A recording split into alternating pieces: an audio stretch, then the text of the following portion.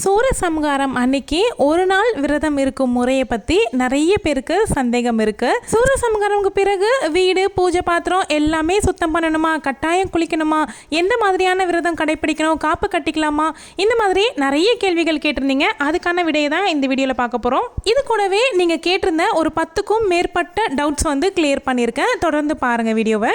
சூரசம்ஹாரம் அன்னைக்கு ஒரு நாள் மட்டும் விரதம் இருக்கிறவங்க அன்னைக்கே விரதம் முடிக்கலாமா, இல்லைனா திருக்கல்யாணம் வரைக்கும் விரதம் இருக்கணுமா அப்படின்னும் கேட்டிருந்தீங்க. இது எல்லாத்த பற்றியுமே இந்த வீடியோவில் நான் பேசியிருக்கேன். Welcome to my channel. நான் உங்கள் பிரியா. என் சேனலை சப்ஸ்கிரைப் பண்ணி தொடர்ந்து ஆதரவு கொடுத்துட்ருக்க உங்கள் எல்லாருக்குமே ரொம்ப நன்றி.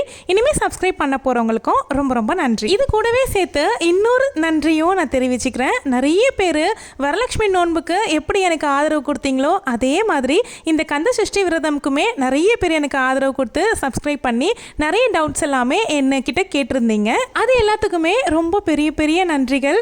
ஃபஸ்ட்டு நம்ம சந்தேகங்களுக்கான விடையை பற்றி பார்த்துருவோம். இதுக்கு முன்னாடி நான் ஆல்ரெடி ஒரு 50க்கும் மேற்பட்ட சந்தேகங்களுக்கு விடையளித்து 2 வீடியோவாக நான் போஸ்ட் பண்ணியிருக்கேன். 50 சந்தேகங்களுக்கு விடையும் மீறி உங்களுக்கு இன்னுமே நிறைய சந்தேகங்கள் இருந்துச்சு.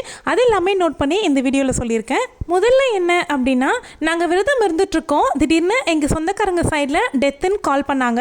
நாங்கள் டெத்துக்கு போகலாமா, விரதம் இருக்கும்போது இறப்பு வீட்டுக்கு போகலாமான்னு கேட்குறீங்க. ரொம்ப நெருங்கிய சொந்தம் அப்படின்னா போகாமல் இருக்க முடியாதுல்ல. நீங்கள் போகிறீங்க அப்படின்னா டெத்து வீட்டில் எதுவும் சாப்பிடாமல் இருக்கிறது நல்லது. ஏன்னா நீங்கள் என்ன விரதம் இருந்துட்டுருக்கீங்களோ அந்த விரதத்தை அப்படியே கடைப்பிடிக்கலாம். ஸோ நீங்கள் திரும்பி வீட்டுக்கு வந்ததுக்கப்புறமா வீடு வாசல் எல்லாமே சுத்தம் பண்ணணும். திரும்பவும் நீங்கள் தலையெல்லாம் குளிச்சுட்டு அதன் மேற்பட்டு தான் நீங்கள் பூஜை அறைக்கே போகணும். அதுக்கப்புறமா குழந்தை பிறந்திருக்கு, எங்கள் சொந்தக்காரங்களுக்கு குழந்தை பிறந்திருக்கு, நாங்கள் போய் பார்க்கலாமா அப்படின்னு கேட்குறீங்க.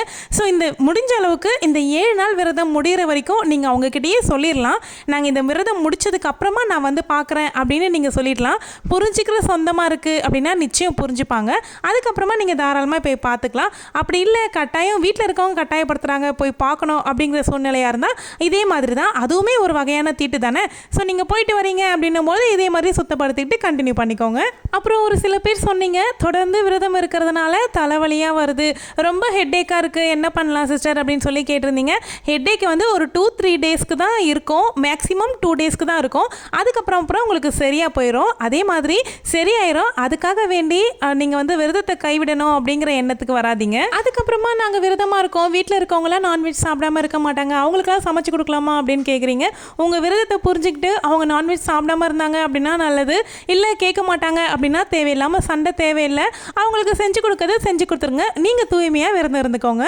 இன்னும் சில பேருக்கு விரதத்தை வீட்டில் அலோவே பண்ண மாட்டிருக்காங்க, வீட்டில் விளக்கே ஏற்ற விட மாட்டிருக்காங்க, சுவாமியை கும்பிட விட மாட்டிருக்காங்கன்னு சொல்லியிருந்தீங்க. ரொம்ப கவலையாக அவங்களாம் என்ன பண்ணுறீங்க அப்படின்னா, கோவிலுக்கு போய் நீங்கள் விளக்கு போட்டு சுவாமியை வேண்டிக்கலாம். வீட்டுக்குள்ளே நீங்கள் வந்து மந்திரங்கள் மட்டும் படிக்கலாம். அது யாரும் வேண்டான்னு சொல்ல போகிறது இல்லைல்ல. நீங்கள் வந்து இந்த பூஜையை பிரம்ம முகூர்த்தத்தை செஞ்சிட்ருக்கீங்க அப்படின்னா நீங்கள் சீக்கிரமாக தூங்க போயிருங்க. சீக்கிரமாக தூங்க போனீங்க அப்படின்னா உங்களுக்கு ஸ்லீப்பிங் டைம் வந்து அதிகமாக கிடைக்கும். மறுநாள் நீங்கள் ஃப்ரெஷ்ஷாக எழுந்து உங்களுடைய பூஜையை பண்ண முடியும். என்ன பார்த்தீங்க அப்படின்னா, இந்த விரதம் ஸ்டார்ட் பண்ணதுலேருந்து 8 o'clock நான் கண்டிப்பாக தூங்கிடுறேன். ஏன்னா நான் மார்னிங் 3 o'clock எழுந்துக்கிறேன். அதே மாதிரி விரத நேரத்தில் வீட்டில் இருக்கவங்களுக்கு எல்லாமே கொஞ்சம் சிம்பிளான சமையலாகவே செஞ்சுக்கோங்க. உங்களுடைய விரதத்தை புரிஞ்சுக்கிட்டு அவங்களுமே உங்களுக்கு ஒத்துழைப்பாங்க. ஏன்னா எல்லா வேலையும் இழுத்து போட்டுட்டு விரத நேரத்தில் செஞ்சீங்க அப்படின்னா சீக்கிரமே டயர்ட் ஆயிடுவீங்க. ஸோ விரதத்தை கைவிடுற மாதிரி ஆயிரும். ஸோ அதனால் நீங்கள் சிம்பிளான சமையலாக செஞ்சுக்கோங்க, வேலைகளையுமே கொஞ்சம் குறைச்சிக்கோங்க. நானெல்லாம் எப்படி செய்கிறேன் அப்படின்னா பல்காக செஞ்சிட்றேன். அதாவது ஒரு நாளைக்கு செய்கிறேன் குழம்பு அப்படின்னா அதை 2 நாளைக்கு வச்சுக்கிற மாதிரி நான் அவங்களுக்குலாம் கொடுத்துட்றேன். ஏன் வீட்டில் அதை அக்செப்ட் பண்ணிக்கிறாங்க, அதனால் நான் பண்ணுறேன். உங்களுக்கு அப்படி ஓகே அப்படின்னா நீங்களுமே அதை ட்ரை பண்ணலாம். அப்புறம் கோலம் பூவெல்லாம் தினமுமே மாற்றணுமா அப்படின்னு கேட்குறீங்க. கட்டாயமாக கோலம் பூவெல்லாம் தினமுமே மாற்றிக்கோங்க. அபிஷேகம் வந்து கம்பல்சரியாக பண்ணியே ஆகணுமா அப்படின்னு கேட்குறீங்க. அபிஷேகம் பண்ணால் நல்லது.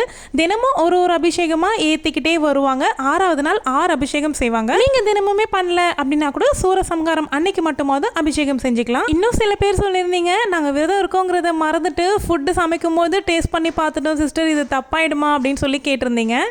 இந்த மாதிரி தவறுகள் நடக்கக்கூடாதுங்கிறதுக்காக தான் நான் ஆல்ரெடி சொல்லியிருந்தேன். நம்ம மந்திரங்கள் வந்து மனசுக்குள்ளே பாராயணம் பண்ணிக்கிட்டே இருக்கோம் அப்படின்னும்பொழுது நம்ம வந்து விரதத்தில் இருக்கோம் அப்படிங்கிற ஞாபகம் நமக்கு இருந்துகிட்டே இருக்கும்.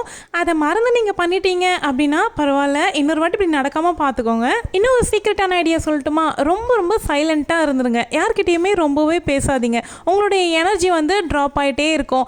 சில நேரம் என்ன நினைப்பாங்க, பசி மறக்கிறதுக்காக யார்கிட்டையாவது ஃபோனில் பேசிகிட்டே இருக்கலாம் அப்படின்னு நினச்சி ஃபோனில் பேசி எனர்ஜி ஃபுல்லாக ட்ராப் பண்ணிடுவாங்க. அதுக்கப்புறமா தானாக தானா பசி வந்துடும். அதனால பேசுறத முக்கியமா குறைச்சிக்கோங்க. அவ்வளவுதான். நான் மோஸ்ட்லி கமெண்ட்லயே ரிப்ளை பண்ணிட்டு தான் இருக்கேன் எல்லாருக்குமே. இதுலயுமே நான் சொல்லிட்டேன். இப்போ நம்ம சூரசம்ஹாரம் விரதம் பத்தி பார்க்கலாமா? சூரசம்ஹாரம் அன்னைக்கு ஒரு நாள் தான் விரதமா இருக்க போறீங்க அப்படின்னா முன்னாடி நாளே எல்லாமே கிளீன் பண்ணி வச்சுக்கோங்க. சுவாமி படங்கள், பூஜை பாத்திரங்கள் எல்லாமே. முடிஞ்சா பிரம்ம முகூர்த்தத்துல பூஜை பண்றதுக்கு ட்ரை பண்ணுங்க. கண்டிப்பா உங்களால முடியும். நீங்க ட்ரை பண்ணுங்க. அதை நீங்க ஒரு வாட்டி பண்ணிட்டீங்க அப்படின்னா நிச்சயமா தொடர்ந்து நீங்க அதை தான் ஃபாலோ பண்ணுவீங்க. சூரசம்ஹாரம் அன்னைக்கு நீங்கள் முருகனுக்கு அபிஷேகங்கள் செய்யலாம். 6 அபிஷேகம் செஞ்சீங்க அப்படின்னா ரொம்ப ரொம்ப விசேஷம். அதே மாதிரி 6 விளக்குமே அன்னைக்கு ஏற்றி வைக்கலாம். வெற்றிலை தீபம் கூட நீங்கள் ஏற்றிக்கலாம். நீங்கள் என்ன விரதமாக இருக்க போறீங்க அப்படிங்கிறத தீர்மானம் பண்ணிக்கோங்க. முழு உபவாசம் இருக்க போறீங்களா, இல்லை பால் பழம் விரதம் இருக்க போறீங்களா, இல்லை பால் விரதம் இருக்க போறீங்களா, இந்த மாதிரி எந்த விரத முறைங்கிறத சூஸ் பண்ணிக்கோங்க. நிறைய மந்திரங்கள் படிங்க, நிறைய ஸ்லோகங்கள் சொல்லுங்க. இது எல்லாமே உங்களை இன்னுமே வாழ்க்கையில் பக்குவப்படுத்தும். எந்த விரதம் எந்த மாதிரி இருக்கணும் அப்படின்னு தெரியல அப்படின்னா நான் ஆல்ரெடி விரதம் பற்றி வீடியோ போட்டிருக்கேன். அந்த வீடியோ செக் பண்ணிக்கோங்க. அந்த லிங்க்குமே டிஸ்கிரிப்ஷன் பாக்ஸில் கொடுக்குறேன், வேணுன்றவங்க பார்த்துக்கோங்க. ஈவினிங் வந்து ஒரு 4:30 போல் திருச்செந்தூரில் சூரசம்ஹாரம் கோலாகலமாக நடைபெற ஆரம்பிக்கும். டிவியில் வந்து லைவாகவே போடுவாங்க, அதை பார்த்துக்கோங்க. நியர்பை இருக்கீங்க அப்படின்னா கிட்ட போய் பாருங்கள். கிட்ட போய் பார்க்குறத காட்டிலும் டிவியில் பார்க்கும்போது நல்ல தெளிவாகவே பார்க்க முடியும். சூரசம்ஹாரம் நிறைவடைஞ்சதுக்கு அப்புறமா நீங்கள் குளிக்கணும். நீங்கள் குளித்ததுக்கு அப்புறமா வீடெல்லாம் தொடச்சிட்டு முருகருக்காக என்னெல்லாம் பூஜை பொருட்கள் யூஸ் பண்ணுறீங்களோ அதை மட்டும் நீங்கள் கழுவிக்கோங்க. ரொம்ப தேய்ச்சி தான் கழுவணும் இல்லைங்க, ஒரு சிம்பிளான வாஷ் கொடுத்தா கூட போதும். சுவாமிக்கு நெய்வேத்தியம் படைக்கணும். தயிர் சாதத்தில் மாதுளை பழம் போட்டு நல்லா குளுகுளுன்னு முருகரை குளிர வைக்கிறதுக்காக செய்யணும். ஏன்னா சூரசம்ஹாரம் முடிஞ்சு முருகர் கோபம் தண்ணீர நிலமையில, அதனால அவரை குளிர்விக்கும் விதமாக நம்ம தயிர் சாதம் படைக்கலாம். அது கூடவே தேனும் தினைமாவும் நீங்கள் செஞ்சு படைக்கலாம். இல்லைனா திருப்பாகம் கூட செஞ்சு வைங்க. இதெல்லாமே நீங்கள் சூரசம்ஹாரம்க்கு முன்னாடியே செஞ்சு வச்சுக்கலாம். அதுக்கப்புறமா நீங்கள் படையல் மட்டும் போட்டால் போதும். செவ்வரளி பூ கிடச்சிச்சு அப்படின்னா போடுங்க. இல்லைனா உங்களுக்கு கிடைக்கிற பூவே போட்டுக்கோங்க. செவ்வாழை பழம் முக்கியமாக வாங்கி வச்சுக்கோங்க. முருகருக்கு ரொம்பவுமே பிடிக்கும். அவ்வளோதாங்க. நீங்கள் 6 விளக்கு ஏற்றி உங்கள் மனசார முருகரை நீங்கள் வேண்டிக்கோங்க. ஒரே நாள் தான் விரதம் இருக்கீங்க அப்படின்னா அன்னைக்கு சாயந்தரமே நீங்கள் விரதத்தை முடிச்சுக்கலாம். 6 நாள் தொடர்ந்து விரதம் இருக்கிறவங்க தான் மறுநாள் திருக்கல்யாணம் அன்னைக்கு விரதத்தை முடிக்கணும். சூரசம்ஹாரம் அன்று ஒரு நாள் விரதம் இருக்கிறவங்க அன்னைக்கே விரதத்தை முடிச்சுக்கலாம். இந்த ஒரு நாளுக்காக கலசம் வைக்கலாமா, காப்பு கட்டலாமான்னு கேட்டிங்கன்னா உங்களுடைய விருப்பம் தாங்க. உங்களுக்கு கலசம் வைக்கணும் அப்படின்னு ஆசை இருந்தால் வைங்க. காப்பு கட்டிக்கணும் அப்படின்னு நினச்சிங்கன்னா கட்டிக்கோங்க. இன்னமும் சில பேர் இருப்பீங்க, இந்த 6 நாள் விரதம் இருக்க முடியல, இந்த ஒரு நாள் விரதமாவது இருக்கலாம்னு நினச்சேன், ஆனால் அந்த ஒரு நாளில் நான் பீரியட்ஸ் ஆகிட்டேன், என்னங்க பண்ணுறது அப்படின்னு நினைப்பீங்க. ஒன்றுமே கவலைப்படாதீங்க. நீங்கள் விரதம் இருக்க முடியும் அப்படின்னா மட்டும் விரதம் இருங்க, இல்லைன்னா இருக்காதீங்க. டிவியில் போடுற சூரசம்ஹாரமாக பாருங்கள், மந்திரங்கள் படிங்க, அதுவே போதும். இப்படி செஞ்சால் தெய்வ குத்தமாயிடுமா, அப்படி செஞ்சால் என்னுடைய வேண்டுதல் நிறைவேறாமல் போயிடுமா அப்படின்லாம் நினைக்காதீங்க. உங்களுடைய மனசை தூய்மையாக வச்சுக்கோங்க. விரதம் அப்படிங்கிறதே உடல் மட்டும் தூய்மைப்படுத்துறது இல்லைங்க, நம்மளுடைய மனசும் தூய்மையாகும். நம்மளுடைய மனசு தூய்மையா இருக்கு அப்படின்னாவே கோவில் தானங்க. முருகன் தானா வந்து குடியேறிடுவாரு. என்னதான் உருகி உருகி கும்பிட்டாலும் நம்ம மனசு சுத்தமா இல்லை அப்படின்னா முருகர் நம்ம கிட்ட வரமாட்டாரு. ஸோ அதனால சிந்தனையும் எண்ணமும் தெளிவாக வச்சுக்கோங்க. எண்ணம் போல தாங்க வாழ்க்கை. இந்த வீடியோ உங்களுக்கு பிடிச்சிருந்தா வீடியோவை லைக் பண்ணிக்கோங்க. லைக் பண்ணுற லைன்லேயே ஹைப் இருக்கும், ஹைப் கொடுத்துக்கோங்க. சப்ஸ்கிரைப் பண்ணல அப்படின்னா இப்போவே சப்ஸ்கிரைப் பண்ணிக்கோங்க. தேங்க்யூ.